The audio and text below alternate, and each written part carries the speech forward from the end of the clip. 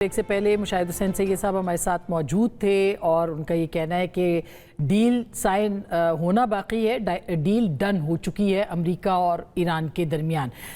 اس وقت میرے ساتھ موجود ہیں سید محمد علی صاحب، دفاعی تجزیہ نگار، تبصرہ نگار، کسی تعارف کے محتاج نہیں، اور آصف درانی صاحب اگین سابق سفیر، ایک بہت بڑا نام ہے۔ بہت بہت شکریہ درانی صاحب آپ کا بھی، سید محمد علی صاحب آپ کا بھی۔ درانی صاحب آپ کیا کہیں گے جو مشاہد صاحب نے کہا ہے، کیا آپ کو لگتا ہے کہ یہ ڈیل ہو چکی ہے اور قطر کا دورہ بھی غالباف صاحب کا ہو گیا ہے،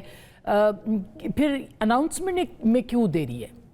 جی وہ بات یہ ہے کہ اس وقت وہ انپریڈکٹیبلٹی تو ٹرمپ صاحب کی جو پالیسیز ہیں اس سے کافی واضح ہو چکی ہیں، اور یہ ایک وجہ ہو سکتی ہے۔ ادروائز تو اگر آپ کو یاد ہو تو لاسٹ ایئر جو 12 دن کی جنگ تھی اس سے پہلے بھی نیوکلیر ڈیل فائنلائز ہو چکا تھا۔ پھر اس سال بھی جو ہے یہ 28 فروری کو جب اسرائیل اور امریکہ نے مل کے حملہ کیا تو اس سے 2 دن پہلے تک یہ پازیٹیو وائبس آ رہی تھی کہ ہو گیا، تو اس لیے ایک بڑی انسرٹن سی سچویشن ہے۔ لیکن دعا یہ کرنی چاہیے، امید ہے کہ جو انڈرسٹینڈنگ اور اب جس طرح سے باتیں سامنے آ رہی ہیں تو وہ یہی لگتا ہے کہ انہیں فائنلائز ہو جانا چاہیے اور اگلے ہفتہ 10 دن میں جو ہے اس کا رزلٹ بھی سامنے آ جانا چاہیے۔ جی محمد علی صاحب آپ کیا کہنا ہے، کیونکہ جو غالباف صاحب قطر گئے اور پھر وہاں پہ بھی کہا جا رہا ہے کہ $12 بلین کی بات ہے، وہ ایک اپنی جگہ، ٹرمپ صاحب کی کانفرنس کال، ان کا جو مطالبہ، پھر اس کے بعد آج پھر ایک مطالبہ آیا ہے یورینیم کے حوالے سے، تو ہرڈلز کیا ہیں اور کیا ہو جائے گا معاہدہ عید کے بعد؟ آصفہ، میں سمجھتا ہوں کہ اگر اس پورے پروسیس کو دیکھیں جو کہ پاکستان کی کوششوں سے ایک دیرپا جنگ بندی ہوئی تھی 8 اپریل سے لے کے آج تک،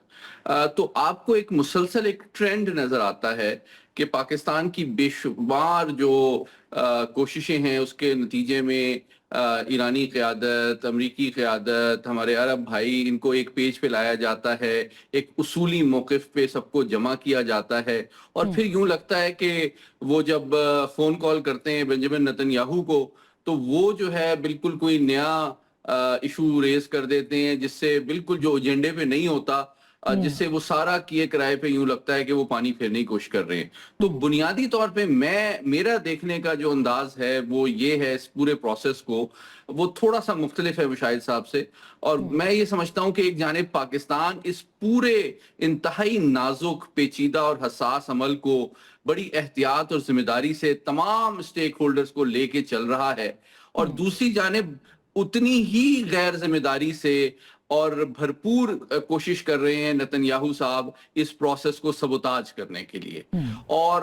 ایک جانب پاکستان کوشش کر رہا ہے کہ یہ معاہدہ ہو جائے اور دیرپا جنگ بندی ہو جائے، اور دوسری جانب بالکل اسی طرح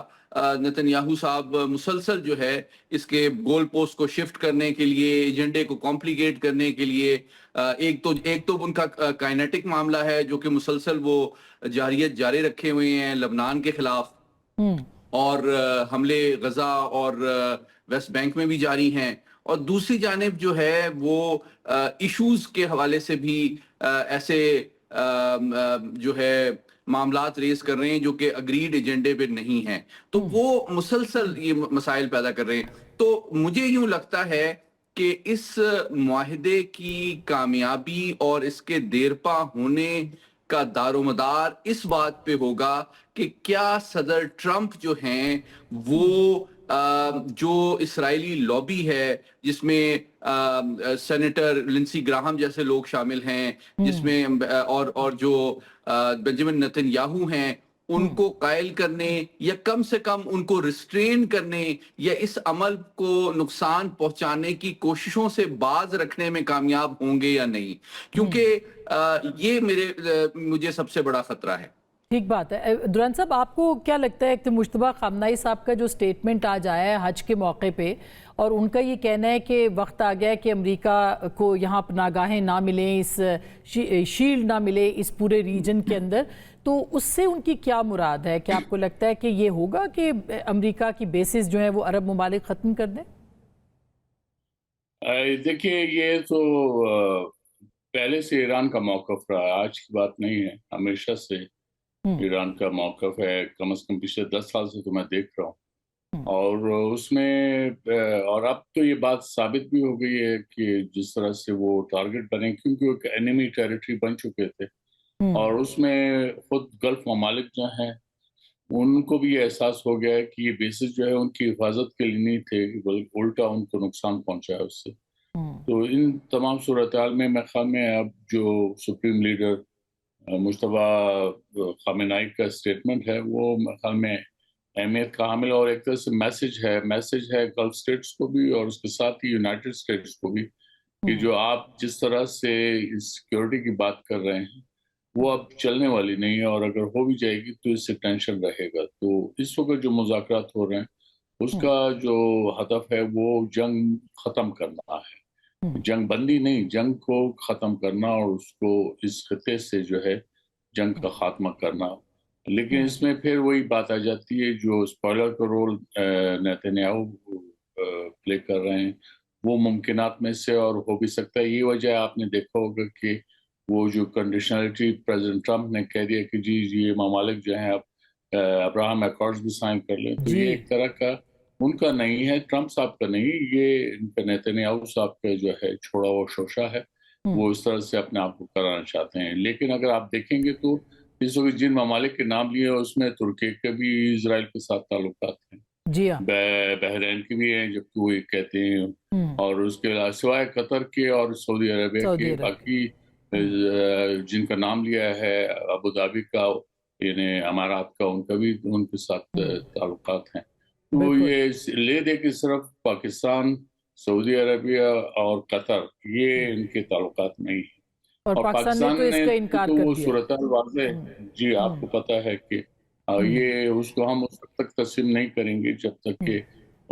फ़लस्तीनियंस को उनका हक़ खुदरत ना मिल जाए और जो अल-कुद्स शरीफ है वो फ़लस्तीनी स्टेट का जो है कैपिटल दारुल ना हो। खिलाफा ना हो। ये एक वो एक प्रिंसिपल्ड पोजीशन है जो अडॉप्ट की हुई है ओआईसी ने, और किंग अब्दुल्ला का भी यही जो है प्लान था जो एक्सेप्ट किया था ओआईसी ने यूनानिमसली। तो इसलिए ये अब चीजें सामने चलेंगी, लेकिन इसमें इजराइल बाहर बुरी तरह पिट चुका है, अब उसकी बात चलने वाली नहीं है, और जो उसकी अमेरिका पहले अहमियत देता था अब उनके लिए उल्टा मुश्किल हो जाएगी। इसमें एक लफ्ज का एक जुमले का इजाफा कर दूं कि इस वक्त इजराइल ने अपने आप को खुद इस तरह से एक्सप्रेस कर दिया कि वो ईरान के न्यूक्लियर प्रोग्राम की बात उसे खतरा समझता था, लेकिन खुद इजराइल का अपना जो न्यूक्लियर प्रोग्राम है, जबकि वो कि एक न्यूक्लियर वेपन स्टेट है, ईरान के पास तो वो कुछ है भी नहीं, वो खुद न्यूक्लियर वेपन स्टेट है। Nobody is talking about Israel's nuclear programme,